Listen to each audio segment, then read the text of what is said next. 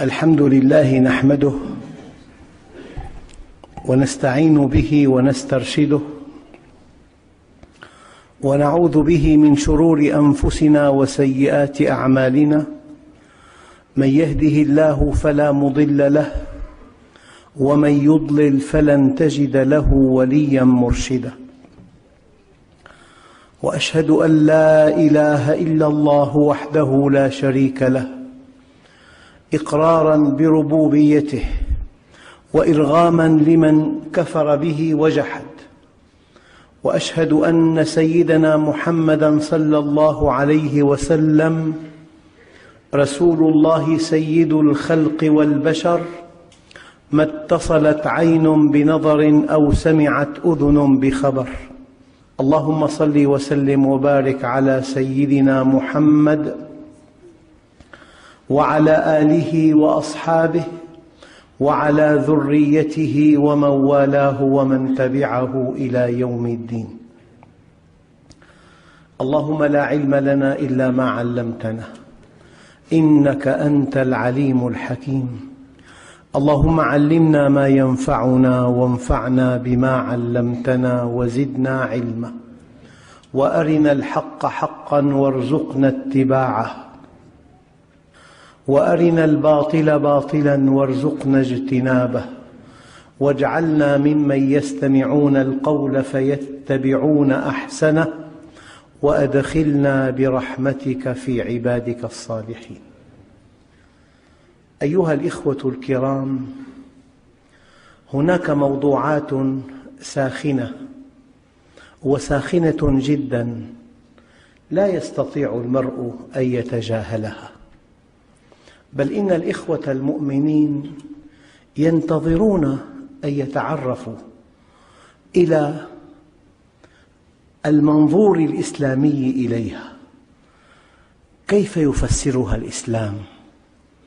نحن أيها الإخوة في بيت من بيوت الله، وأن المساجد لله فلا تدعوا مع الله أحدا. لا ينبغي أن يطرح في بيوت الله إلا ما في الوحيين الكتاب والسنة. في بيوت أذن الله أن ترفع ويذكر فيها اسمه، يسبح له فيها بالغدو والآصال رجال لا تلهيهم تجارة ولا بيع عن ذكر الله وإقام الصلاة وإيتاء الزكاة، يخافون يوماً تتقلب فيه القلوب والأبصار، ليجزيهم الله أحسن ما عملوا ويزيدهم من فضله، والله يرزق من يشاء بغير حساب. هذه الآيات الكريمة ورد قبلها قوله تعالى: الله نور السماوات والأرض. خلق السماوات والأرض ونورها بالكواكب ونورها بالقرآن، فقرآنه نور ونبيه نور ودينه نور، وقد حجب عن خلقه بالنور. الله نور السماوات والأرض. إن أردت الحقيقة فالتمسها عند الله من خلال الوحي الكتاب والسنة. إن أردت حقيقة أي شيء، إن أردت سر أي شيء، الله نور السماوات والأرض. مثل نوره في قلب عبده المؤمن كمشكاة كصدر الإنسان، كمشكاة فيها مصباح، شعلة الإيمان. المصباح في زجاجة، القلب الذي في الصدر. الزجاجة كأنها كوكب دري يوقد من شجرة مباركة. من أوجه التفاسير الشجرة المباركة هي الوحي، وهناك تفسير آخر هي رسول الله صلى الله عليه وسلم الذي تلقى هذا الوحي وبينه للناس. وكأن الله عز وجل علم أن سيكون العالم شرقاً وغرباً، شرق فيه قهر وغرب فيه انحلال، شرق يدعم الجماعة على حساب الفرد فيما مضى، وغرب يدعم الفرد على حساب الجماعة. هذه الشجرة المباركة لا شرقية ولا غربية، بل علوية من عند خالق الكون. لا يصح أن تقول في الإسلام ديمقراطية.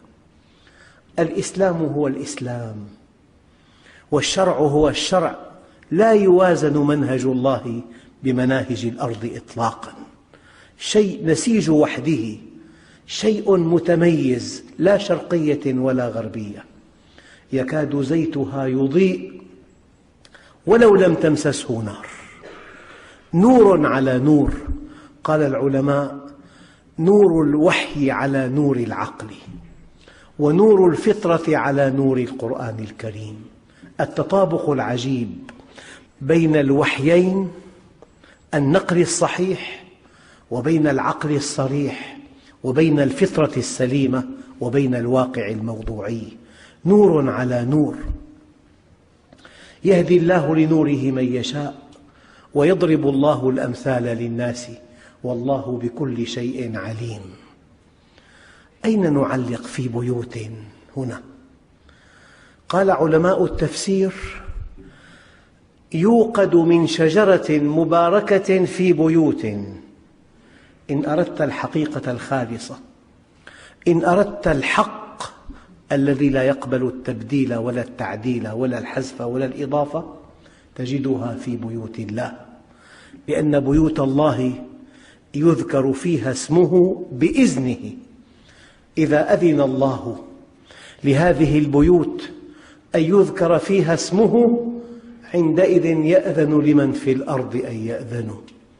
وإذا لم يأذن الله في عليائه أن يذكر اسمه في بيت، لم يأذن أهل الأرض كلهم لهذا الإنسان أن يتكلم كلمة. في بيوت أذن الله أن ترفع ويذكر فيها اسمه، يسبح له فيها بالغدو والآصال رجال لا تلهيهم تجارة ولا بيع عن ذكر الله وإقام الصلاة وإيتاء الزكاة، يخافون يوما تتقلب فيه القلوب والأبصار. أي موضوع ساخن، أي موضوع ملتهب يجب أن تبحث عن سره في الوحيين.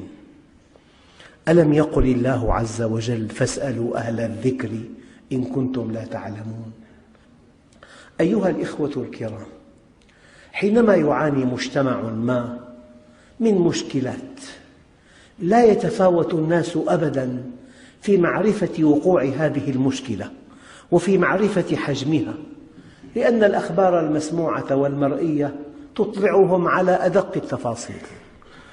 الاختلاف ليس في وقوعها أو عدم وقوعها، ولا في حجمها الكبير أو في حجمها الصغير. هذا شيء مقطوع به، لأن الأرض أصبحت غرفة واحدة. قالوا كانت قرية صغيرة فأصبحت بيتاً، الآن الأرض غرفة واحدة. ما يحدث في أقصى المشرق يصلك في ثوان معدودات بتفاصيله. ولكن أين نختلف؟ نحن لا نختلف في مصداقية وقوع الحدث أو لا، ولكن الناس يختلفون في تحليل هذه الحوادث وإرجاعها إلى أسبابها الحقيقية. الناس كيف يواجهون هذه المشكلة؟ لا بد من أن يعيدوها إلى أسبابها. أيها الإخوة، إرجاع المشكلة إلى أسبابها ثم محاولة إزالة هذه الأسباب هو أهم عمل يجب أن يفعله المسلمون اليوم. هناك مشكلات تحيط بهم لا عد لها، كل مشكلة لها سبب. نظام السببية نظام اعتمده الله عز وجل أصلاً من أصول خلقه، وآتيناه من كل شيء سبباً فأتبع سببا.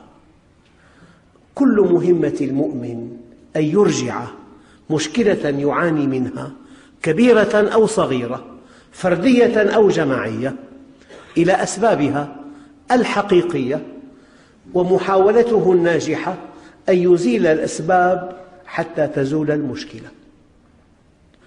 أيها الإخوة الكرام، منابر البوح والإعلام عديدة جدا، لكن منبر رسول الله صلى الله عليه وسلم ينبغي أن ينطق بالحق الذي جاء به النبي عليه الصلاة والسلام.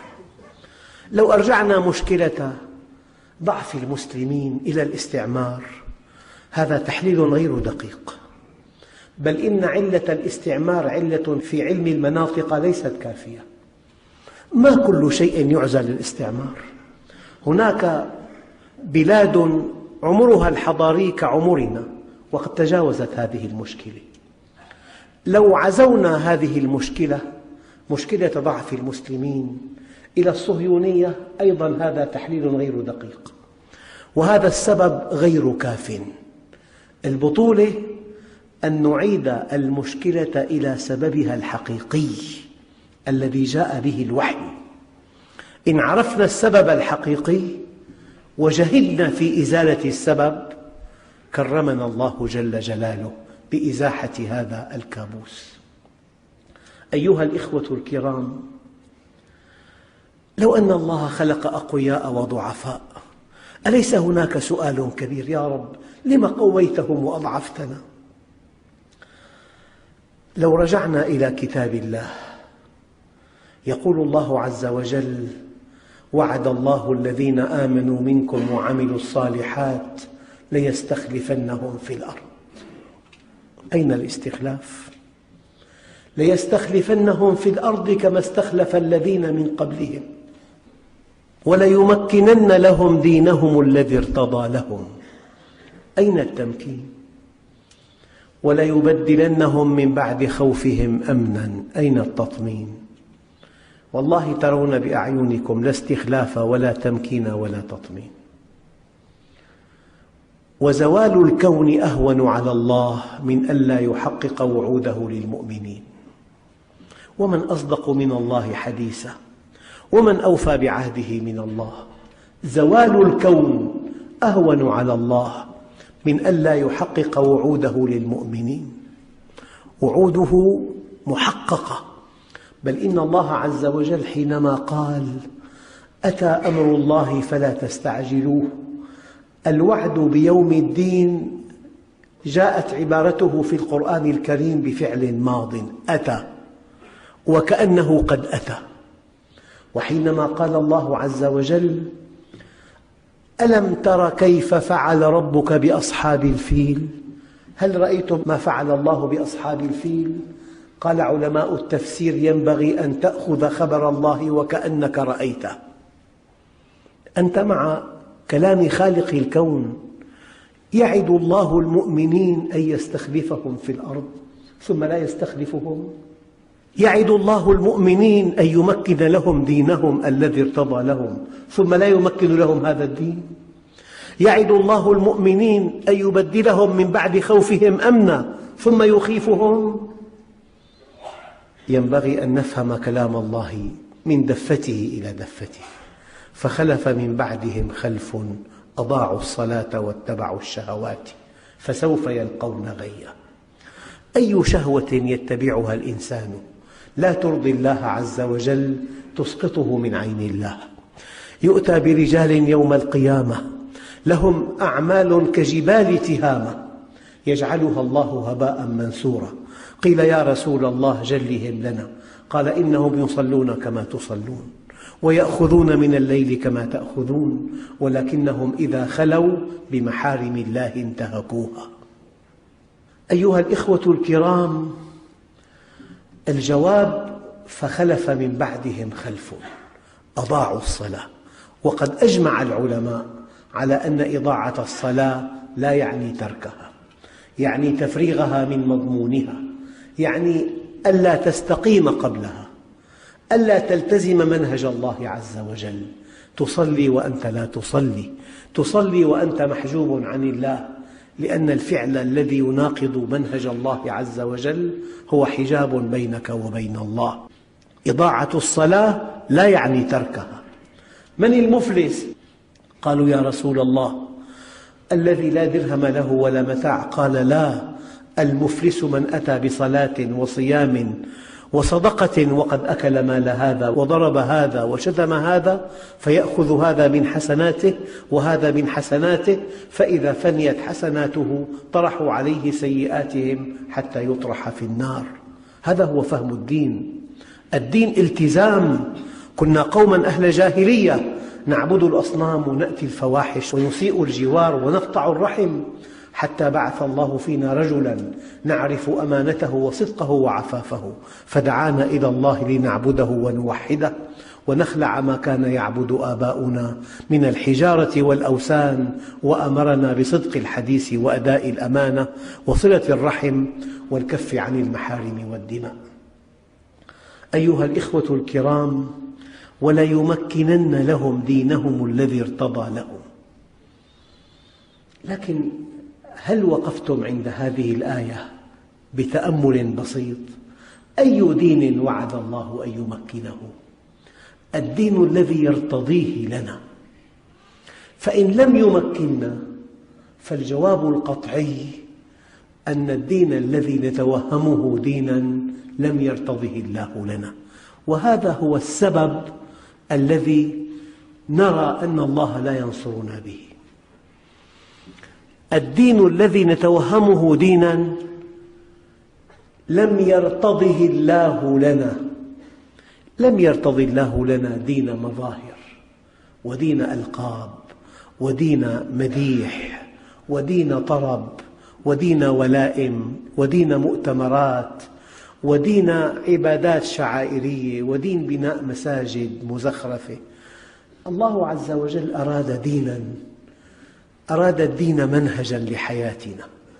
إذا كانت عبادتنا في واد وحياتنا في واد آخر، إذا كانت بيوتنا ليست إسلامية وأعمالنا ليست إسلامية وكسب مالنا ليس شرعياً وإنفاق مالنا ليس شرعياً وعلاقاتنا الاجتماعية ليست شرعية وحلنا وترحالنا ليس شرعياً وأفراحنا ومآسينا ليست شرعية، هذا الدين الذي نحن عليه لم يرتضه الله لنا. لذلك تعطلت وعود الله من أن تتحقق. أيها الإخوة الكرام، يقول عليه الصلاة والسلام: يحمل هذا العلم من كل خلف عدوله، ينفون عنه تحريف الغالين. هناك غلو في الدين، إما تقصيراً أو مبالغة. هناك تقصير عن تطبيق النص أو تجاوز للنص، وكلا الحالين خطير في الدين. يحمل هذا العلم من كل خلف عدوله، ينفون عنه تحريف الغالين. الغلو في الدين مصيبة كبيرة.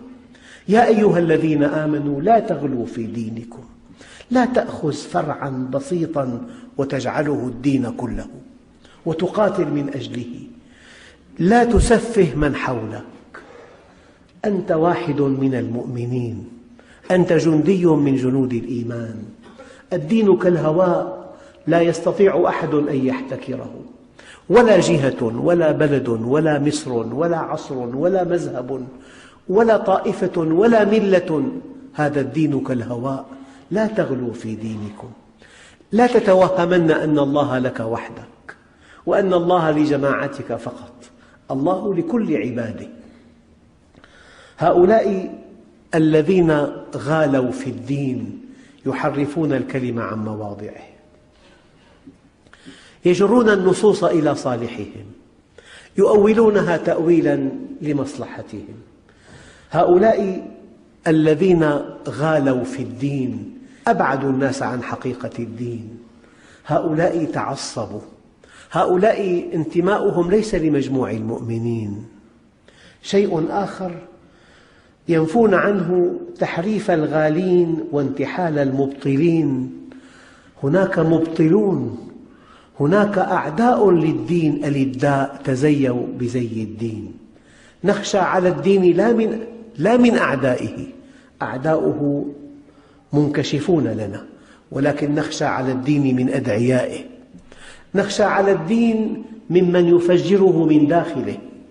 نخشى على الدين ممن يتزيى بزي الدين وهو يعمل خلاف الدين. نخشى على الدين ممن يحاول أن يميعه، ممن يحاول أن يعطي فتوى لكل معصية على الإطلاق. انتهى الدين حينما تنتهي مبادئه القويمة وقيمه الأخلاقية. أيها الإخوة الكرام، يحمل هذا العلم من كل خلف عدوله، ينفون عنه تحريف الغالين وانتحال المبطلين وتأويل الجاهلين.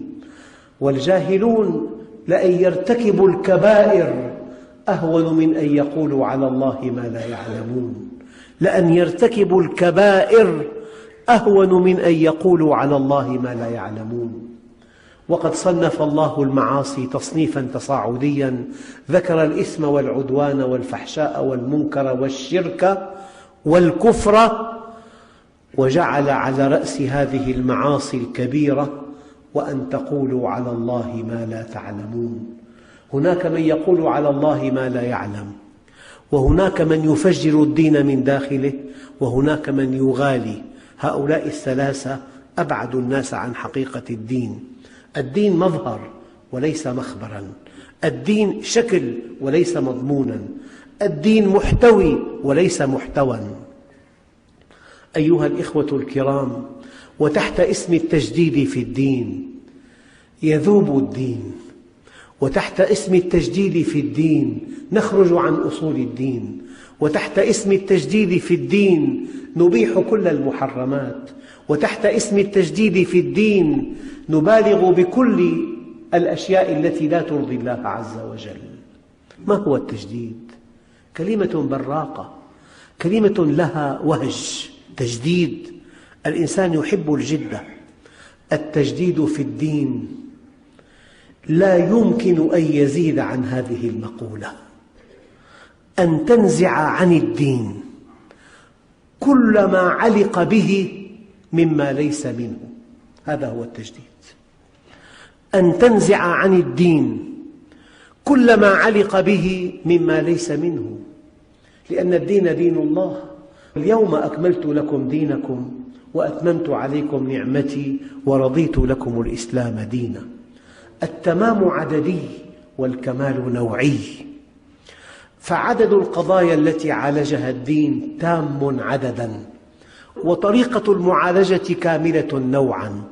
مجرد أن تضيف على الدين شيئا أنت تتهمه بالنقص. إنه دين الله، لا يضل ربي ولا ينسى. لمجرد أن تحذف منه شيئا أنت اتهمته بالزيادة. لذلك لا يفهم التجديد في الدين إلا أن تزيل ما علق به مما ليس منه. أما أن نفهمه تحليل محرم وتحريم محلل وفهم الأمور بخلاف منهج الله عز وجل، هذا ليس تجديدا ولكنه تهديم. وأقول مرة ثانية: لا نخشى على الدين من أعدائه، بل نخشى من أدعيائه. أيها الإخوة الكرام،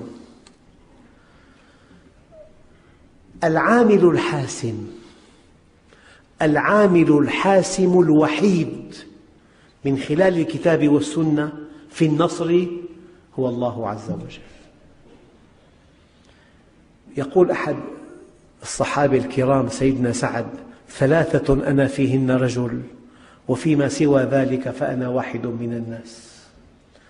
ما سمعت حديثا من رسول الله صلى الله عليه وسلم إلا علمت أنه حق من الله تعالى، ولا سرت في جنازة فحدثت نفسي بغير ما تقول حتى أنصرف منها، ولا صليت صلاة فشغلت نفسي بغيرها حتى أقضيها. القرآن الكريم وحي الله، كلام خالق الأكوان. فضل كلام الله على كلام خلقه كفضل الله على خلقه. يقول: وما النصر إلا من عند الله. هذه الآية ينبغي أن تدخل في تركيب دمائنا، ينبغي أن تكون خلية بين خلايا أجسامنا. وما النصر إلا من عند الله. طيب، العامل الوحيد الحاسم في النصر هو الله. هل لهذا النصر قواعد؟ قال: إن تنصروا الله ينصركم، إن تنصروا دينه ينصركم، إن تعزوا كتابه ينصركم، إن تعزوا سنة نبيه ينصركم، وما كان الله ليعذبهم وأنت فيهم، وما كان الله معذبهم وهم يستغفرون. النصر الحاسم بيد الله، وهذا النصر له قواعد. الله عز وجل يتعامل معنا بمنهج، بقواعد، بمبادئ. يقول الله عز وجل: وكان حقا علينا نصر المؤمنين. حقا علينا. أنشأ الله لنا حقا عليه، أنشأ الله لنا حقا عليه. كن مؤمنا كما يريد الله عز وجل وخذ النصر. أنت تريد وأنا أريد، فإذا سلمت لي فيما أريد كفيتك ما تريد، وإن لم تسلم لي فيما أريد أتعبتك فيما تريد، ثم لا يكون إلا ما أريد. لا ينبغي أن نتوهم النصر من شرق أو غرب، ولا من شمال ولا من جنوب، ولا من سلاح ولا من شيء، إلا أن ننتظر النصر من الله عز وجل، وأن نكون له كما نريد. أيها الإخوة الكرام، وكان حقا علينا نصر المؤمنين. أي إيمان هذا؟ هناك دائرة واسعة جدا، كل من في داخلها فهو مؤمن، وإبليس في داخلها. ألم يقل ربي فبعزتك؟ ألم يقل أنظرني إلى يوم يبعثون؟ ألم يقل خلقتني؟ آمن بالله خالقا، وآمن باليوم الآخر، وآمن بالله عزيزا، وآمن به ربا. كل إنسان قال الله خالق السماوات والأرض هذا مؤمن. هل هذا الإيمان يجدي؟ لا والله. هل هذا الإيمان منجي؟ لا والله. هل هذا الإيمان يعد سببا للنصر؟ لا والله. هذا إيمان لا يقدم ولا يؤخر. لكن ضمن هذه الدائرة الكبيرة جدا دائرة أصغر منها، الذي حمله إيمانه على طاعة الله، الذي حمله إيمانه على طاعة الله، هذا ضمن الدائرة الثانية. هذا الإيمان ينجي، هذا الإيمان يعد سببا للنصر، هذا الإيمان يمكن أن ترى أثره في حياتك اليومية. يا معاذ، ما حق الله على عباده؟ أن يعبدوه. يا معاذ، ما حق العباد على الله إذا هم عبدوه؟ قال: ألا يعذبهم، وما كان الله ليعذبهم وأنت فيهم. لذلك أيها الإخوة، إذا قال الله عز وجل: وكان حقا علينا نصر المؤمنين، أي إن كنا في الدائرة السامية، إن حملنا إيماننا على طاعة الله، إن كنا ملتزمين بمنهج الله، إن كان بيتنا إسلامياً، خروج زوجاتنا وبناتنا إسلامي، كسبنا للمال إسلامي، إنفاقنا للمال إسلامي، أفراحنا إسلامية، أتراحنا إسلامية، إقامتنا إسلامية، سفرنا إسلامي. إذا طبقنا منهج الله التفصيلي في حياتنا نحن في الدائرة الثانية. هذا هو الإيمان الذي عناه الله بهذه الآية. يا أيها الذين آمنوا دققوا في هذه الآية. يا أيها الذين آمنوا آمنوا، معنى ذلك أن إيمانكم ليس كافياً، إيمانكم ليس منجياً، إيمانكم لا يكون سبباً للنصر. ما دام النصر من عند الله حصراً، وما دام هذا النصر له أسباب في متناول أيدينا. شيء آخر، أول شرط الإيمان شرط لازم غير كاف. الشرط الثاني الإعداد، شرط لازم غير كاف. نعد ولا نؤمن لا ننتصر، نؤمن ولا نعد لا ننتصر. ينبغي أن نؤمن الإيمان الذي أراده الله، وهذا الإيمان يحملنا على طاعة الله، وأن نعد القوة المتاحة، وأعدوا لهم ما استطعتم من قوة. أيها الإخوة الكرام، ما استطعتم تعني استنفاذ القوة، أن نعد لهم كل شيء، أن نعد لهم أشياء مادية وأشياء معرفية وأشياء علمية وأشياء أخلاقية. لما جاء ابن رواحة إلى اليهود ليقيم تمرهم أغروه بحلي نسائهم لعله يقلل التقييم. قال: جئتكم من عند أحب الخلق إلي، ولأنتم عندي أبغض من القردة والخنازير، ومع ذلك لن أحيف عليكم. فقال اليهود: بهذا غلبتمونا، بهذا قامت السماوات والأرض، وبهذا غلبتمونا. أيها الإخوة، إن آمنا الإيمان الذي يحملنا على الطاعة ثم أعددنا الإعداد المتاح لنا، والله الذي لا إله إلا هو زوال الكون أهون على الله من ألا ننتصر على أعدائنا مهما تفوقوا في أسلحتهم، مهما تفوقوا في دعمهم. أيها الإخوة، يقول الله عز وجل: ومكروا مكرهم وعند الله مكرهم وإن كان مكرهم لتزول منه الجبال. إله عظيم يقول: وإن كان مكرهم لتزول منه الجبال. هم يريدون إفقارنا، يريدون نهب ثرواتنا، يريدون أخذ مائنا، يريدون تشريد شبابنا، يريدون أن نعيش الكفاف، أن نكون في خدمتهم، أن تكون بلادنا أسواقا لهم. هذا مكرهم. يريدوننا أن نكون تحت رحمتهم. ومكروا مكرهم وعند الله مكرهم وإن كان مكرهم لتزول منه الجبال. أيها الإخوة الكرام،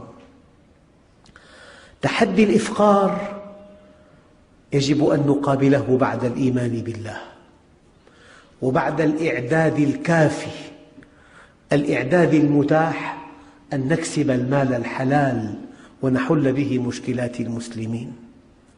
وقد يكون مكرهم الإضلال، تأصيل الدين وفق قواعده الصحيحة، وتعزيز القيم الإسلامية ونشرها والدعوة إليها حتى تحاصر الباطل أو تحاصر تأويل الجاهلين أو تحريف الغالين أو انتحال المبطلين.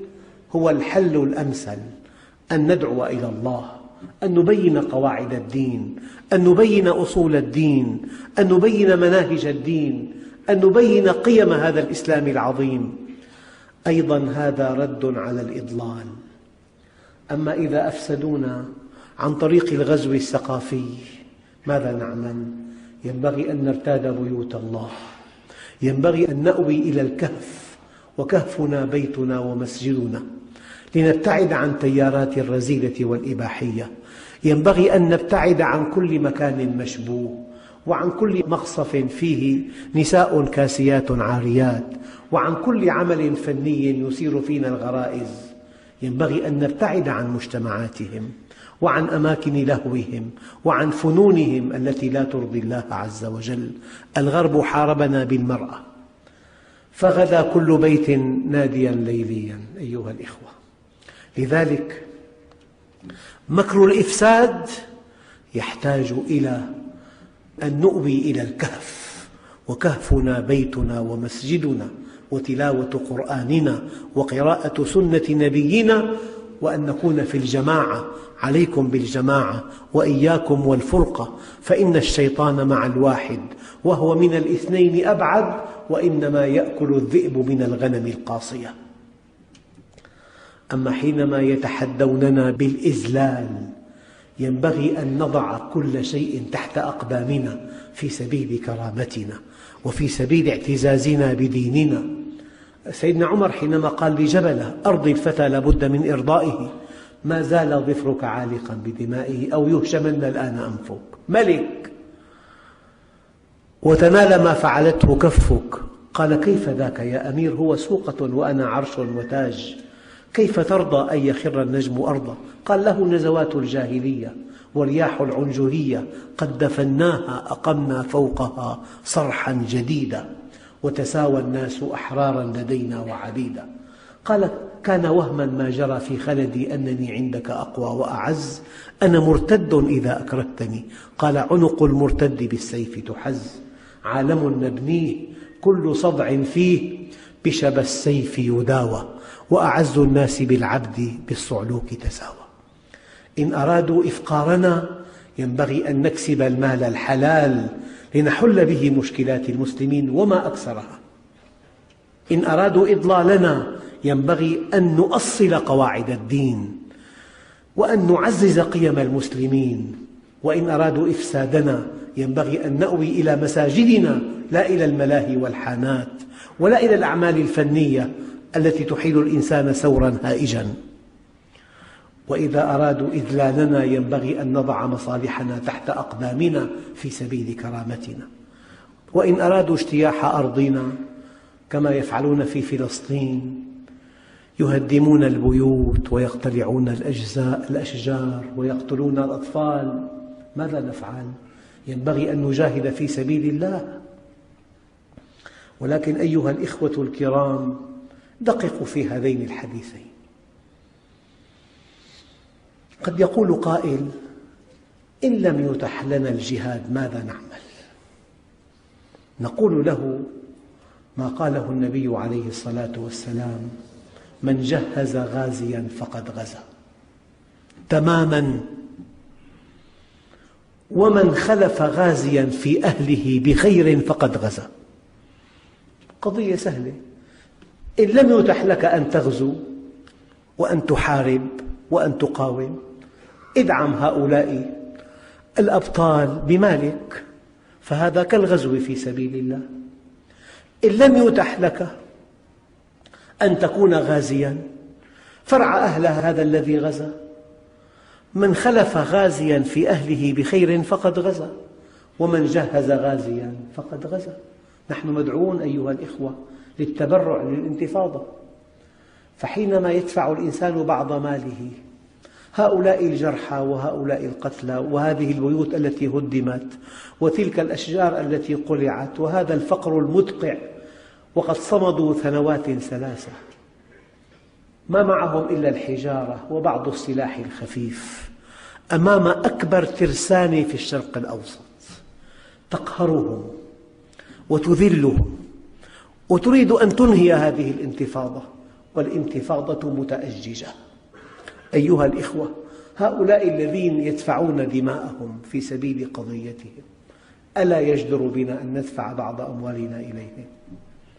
ألا يجدر بنا أن نواسي أطفالهم من بعدهم، أن نواسي أراملهم من بعدهم؟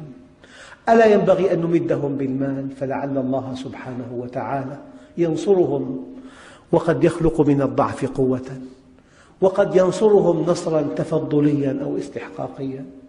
أيها الإخوة الكرام، إن لم يتح لنا أن نجاهد فلنجهز غازيا، إن لم يتح لنا أن نقاوم فلنجهز مقاوما، إن لم يتح لنا أن نجاهد فلنخلف غازيا في أهله بخير.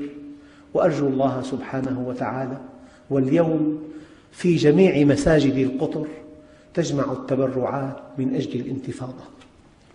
أيها الإخوة الكرام، حاسبوا أنفسكم قبل أن تحاسبوا، وزنوا أعمالكم قبل أن توزن عليكم، واعلموا أن ملك الموت قد تخطانا إلى غيرنا وسيتخطى غيرنا إلينا، فلنتخذ حذرنا. الكيس من دان نفسه وعمل لما بعد الموت، والعاجز من أتبع نفسه هواها وتمنى على الله الأماني. الحمد لله نحمده ونستعين به ونسترشده، ونعوذ به من شرور أنفسنا وسيئات أعمالنا. من يهده الله فلا مضل له، ومن يضلل فلن تجد له وليا مرشدا. وأشهد أن لا إله إلا الله وحده لا شريك له، إقراراً بربوبيته وإرغاماً لمن جحد به وكفر. وأشهد أن سيدنا محمداً صلى الله عليه وسلم رسول الله سيد الخلق والبشر، ما اتصلت عين بنظر أو سمعت أذن بخبر. اللهم صل وسلم وبارك على سيدنا محمد وعلى آله وأصحابه وعلى ذريته ومن والاه ومن تبعه إلى يوم الدين. اللهم لا علم لنا إلا ما علمتنا إنك أنت العليم الحكيم. اللهم علمنا ما ينفعنا وانفعنا بما علمتنا وزدنا علما، وأرنا الحق حقا وارزقنا اتباعه، وأرنا الباطل باطلا وارزقنا اجتنابه، واجعلنا ممن يستمعون القول فيتبعون أحسنه، وأدخلنا برحمتك في عبادك الصالحين. أيها الإخوة المؤمنون، موضوع الخطبة اليوم المصيبة من منظور إسلامي. المصائب واقعة في كل بقاع الأرض، هناك أمراض كثيرة، وهناك جوائح كثيرة، وهناك فقر مدقع، وهناك مجاعات، وهناك اجتياح أراضي. المصائب واقعة، ولكن العبرة في فهمها على الوجه الصحيح الذي أراده الله عز وجل. أوضح مثل يوضح معنى المصيبة أن هذه السيارة التي صنعت لتسير، لماذا فيها مكابح؟ هذه المكابح ضرورية جدا لسلامتها، فمن أجل أن نبلغ الغاية التي أرادها الله قد نقصر، وقد نسهو، وقد نغفل، وقد نلهو، فتأتي هذه المصائب كمذكرات. أيها الإخوة الكرام، هناك قاعدة أصولية تفيدنا جدا، تقول هذه القاعدة: لا عبرة بدلالة الحال أمام التصريح. يعني دخلت إلى بيت صديق لك، رأيت في غرفة الضيوف إبريقا من الماء الصافي العذب الزلال، استنبطت من رؤيته أنه ماء للشرب، ماء طاهر لا لون له ولا طعم له ولا رائحة. فجاء صاحب البيت وقال: إياك أن تشرب من هذا الإناء فهو ماء نجس، لقد كانت يد ابني ملوثة فوضعها في إبريق الماء. كل استنباطاتك الخاصة سقطت أمام تصريح صاحب البيت. الآن لو أنك أعملت عقلك في كل شيء واستنبطت ملايين المعلومات أمام تصريح الله عز وجل في القرآن الكريم ليست بشيء. أيها الإخوة الكرام، قال تعالى: وما أصابكم من مصيبة فبما كسبت أيديكم ويعفو عن كثير. فسر ما شئت، هذا هو القرآن الكريم، هذا هو كلام خالق الأكوان. أصحاب الجنة الذين أقسموا ليصرمنها مصبحين ولا يستثنون، لا يعطون الفقراء، فطاف عليها طائف من ربك وهم نائمون فأصبحت كالصريم. فلما رأوها قالوا: إنا لضالون بل نحن محرومون. قال أوسطهم: ألم أقل لكم لولا تسبحون؟ قالوا: سبحان ربنا إنا كنا ظالمين. قصة: أناس عندهم بساتين وعندهم محاصيل وعندهم غلات وفيرة، وكانوا أشحة، أرادوا أن يمسكوا هذا عن الفقراء، فطاف عليها طائف من ربك في الليل صقيع فأصبحت كالصريم. تنادوا مصبحين، وصلوا إلى مزارعهم، ليست هي، أين الثمار؟ من قطفها؟ إنا لضالون. ثم تأكدوا أنها مزارعهم، قال: بل نحن محرومون. ثم ذكرهم أقربهم إلى الله عز وجل: ألم أقل لكم لولا تسبحون؟ قالوا: سبحان ربنا إنا كنا ظالمين. هذه القصة قلبت إلى قانون، قال: كذلك العذاب. يعني يا عبادي، أي عذاب أسوقه لخلقي من آدم إلى يوم القيامة كهذه القصة، كهذه القصة. فاستنبط ما شئت وفسر المصائب ما شئت، أعطها مليون تحليل ومليون زاوية. هذا هو تصريح الله عز وجل في قرآنه الكريم. هذه آية محكمة. كذلك العذاب، ولنذيقنهم من العذاب الأدنى دون العذاب الأكبر لعلهم يرجعون. ضرب الله مثلا قرية كانت آمنة مطمئنة يأتيها رزقها رغدا من كل مكان فكفرت بأنعم الله فأذاقها الله لباس الجوع والخوف بما كانوا يصنعون. قل هو القادر على أن يبعث عليكم عذابا من فوقكم، الصواعق أو الصواريخ، أو من تحت أرجلكم، أو يلبسكم شيعا ويذيق بعضكم بأس بعض. إنها معالجة إلهية. لا تنسى هذه الآية الكريمة: ولنذيقنهم من العذاب الأدنى دون العذاب الأكبر لعلهم يرجعون. أيها الإخوة الكرام، الدنيا دار عمل وليست دار جزاء. من الممكن أن تكون من أقرب الناس إلى الله وعندك بعض المصائب، ومن الممكن أن تكون سليما معافى غنيا قويا جميلا ولست عند الله بمكان. إن الله يعطي الصحة والذكاء والمال والجمال للكثيرين من خلقه، ولكنه يعطي السكينة بقدر لأصفيائه المؤمنين. أيها الإخوة، حينما أقول في قوله تعالى: وما أصابكم من مصيبة فبما كسبت أيديكم، قد يقول قائل: والله أعرف نفسي مستقيما استقامة نادرة، ومع ذلك تأتيني المصائب. مبدئياً، ما كل ذنب ظاهر، هناك ذنب باطن.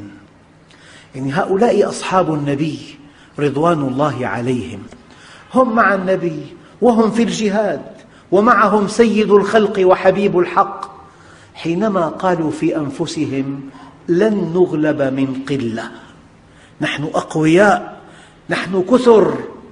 هذا ذنب باطن ليس ذنبا ظاهرا.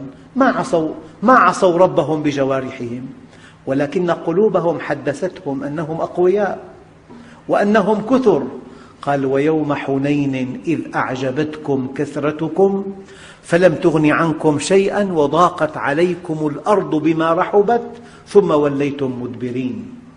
يا أيها الإخوة الكرام، ولو وجدت نفسك مستقيما على أمر الله فيما تعلم، ولو وجدت أخاك مستقيما على أمر الله فيما يعلم، يجب أن تعلم أن هناك ذنوبا باطنة قد تكون أخطر من الظاهرة، لأن الذنب الظاهر يسهل أن تعرفه وأن تستغفر الله منه، ولكن الذنب الباطن خطير جدا.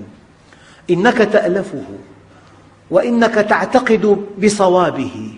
لذلك الكبائر الباطنة أشد فتكا في إيمان المؤمن من الكبائر الظاهرة. فيا أيها الإخوة الكرام، هذه الخطبة من أجل أن تعرف حقيقة المصيبة. المصائب كالمكابح في المركبة، لا بد منها.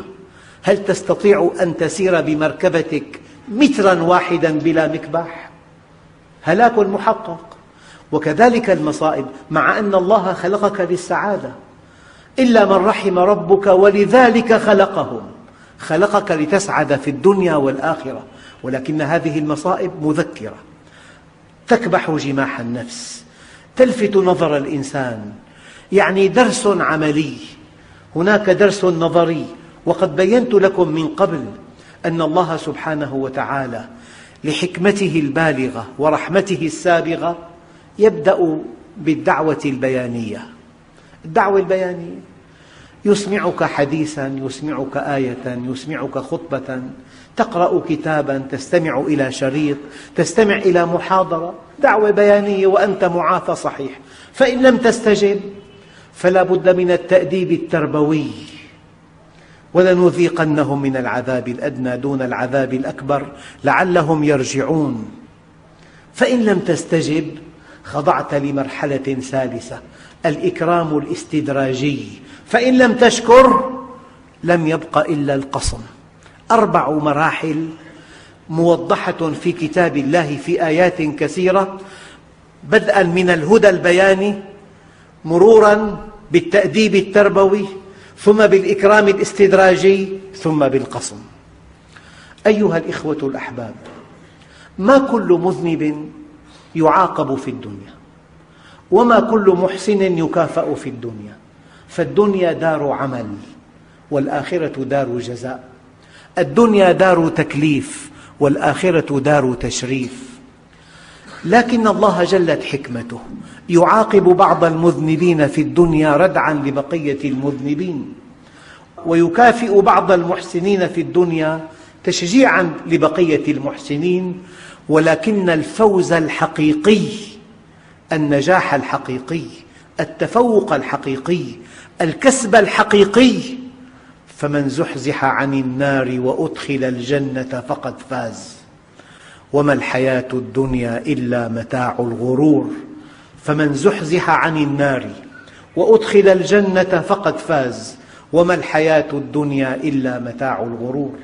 قد تجد في بعض البلاد ما يدهش من غنى ومن أناقة ومن نظام ومن وحدث ما شئت، ولكن الله أجل وأكرم من أن يكون عطاؤه محدودا في الدنيا. هذا ليس عطاء خالق الأكوان، عطاء الله أبدي سرمدي.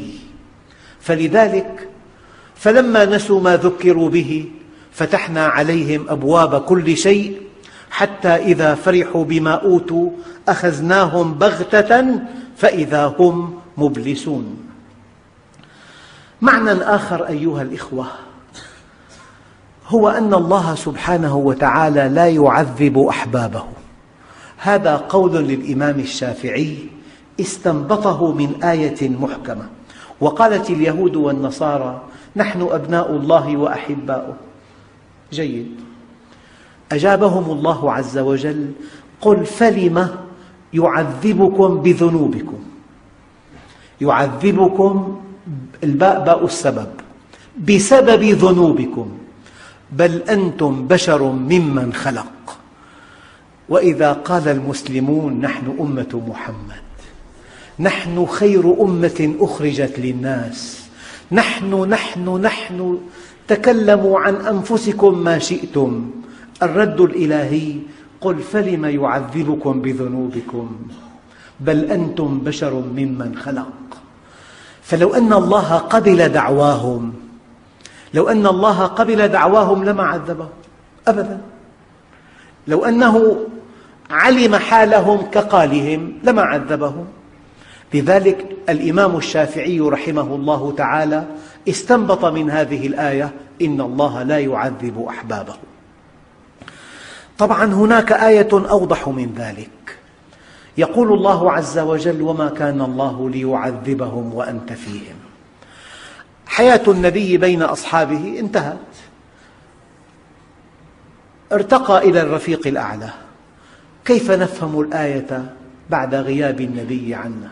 قال العلماء ما دامت سنة النبي مطبقة في حياتهم، ما داموا في تجارتهم وفي أعمالهم ووظائفهم ومهنهم وفي بيوتهم وفي أفراحهم وفي أتراحهم وفي سفرهم وفي حلهم وفي ترحالهم وفي سلمهم وفي حربهم وفي أوقات مرحهم وفي أوقات لهوهم وفي أوقات مصائبهم، مطبقون سنتك يا محمد، فما كان الله ليعذبهم.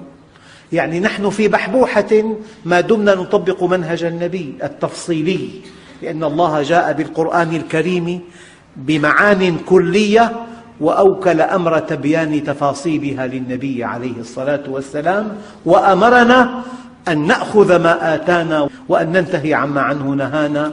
لذلك قال بعض العلماء ما لا يتم الفرض إلا به فهو فرض، وما لا يتم الواجب إلا به فهو واجب، وما لا تتم السنة إلا به فهو سنة، وقد أمرنا ربنا أن نأخذ عن النبي وأن ننتهي عما عنه نهانا، فكيف نطبق هذا الأمر إن لم نعرف ماذا أمرنا وماذا عنه نهانا؟ إذن معرفة سنة النبي القولية فرض عين على كل مسلم.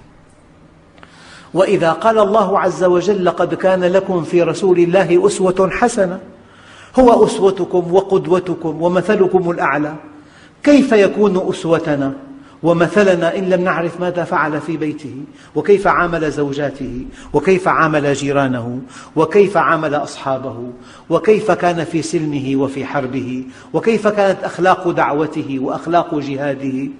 إذن معرفة سيرة النبي فرض عين. كل أمر في القرآن الكريم ما لم تقم قرينة على خلاف ذلك يقتضي الوجوب. يؤكد هذه المعاني أن النبي صلى الله عليه وسلم أردف معاذا وراءه وقال: يا معاذ، ما حق الله على عباده؟ قال: الله ورسوله أعلم. سأله ثانية وثالثة، ثم أجابه النبي عليه الصلاة والسلام فقال: حق الله على عباده أن يعبدوه. وحينما فسرت قوله تعالى: يوم لا ينفع مال ولا بنون إلا من أتى الله بقلب سليم، القلب السليم الذي برئ من شهوة لا ترضي الله، وبرئ من عبادة غير الله، وبرئ من تصديق خبر يناقض وحي الله، وبرئ من الحب مع الله، بل ينبغي أن يحب في الله. هذا هو القلب السليم. فقال له: يا معاذ، حق الله على عباده أن يعبدوه وألا يشركوا به شيئا. ثم سأله ثانية: يا معاذ، ما حق العباد على الله لكرم الله وعظمته ورحمته وحكمته؟ أنشأ لنا حقا عليه، أنشأ لنا حقا عليه. ما حق العباد على الله إذا هم عبدوه؟ قال: ألا يعذبهم. ألا يكفينا هذا الحديث الصحيح؟ ألا يملأ قلبنا طمأنينة وأمنا وسلاما ورضا وثقة بالله عز وجل؟ حق العباد على الله إذا هم عبدوه ألا يعذبهم. من منا يحب العذاب؟ من منا يحب مرضا عضالا؟ من منا يحب فقرا مدقعا؟ من منا يحب ذلا مهينا؟ من منا يحب قهرا من إنسان يأكل ويشرب مثلنا؟ ما من إنسان على وجه الأرض من آدم إلى يوم القيامة إلا ويتمنى السلامة والسعادة، إلا أنه أخطأ طريقهما. لذلك أهل النار وهم في النار ماذا يقولون؟ لو كنا نسمع أو نعقل ما كنا في أصحاب السعير. أزمة العلم فقط. لو كنا نسمع أو نعقل ما كنا في أصحاب السعير.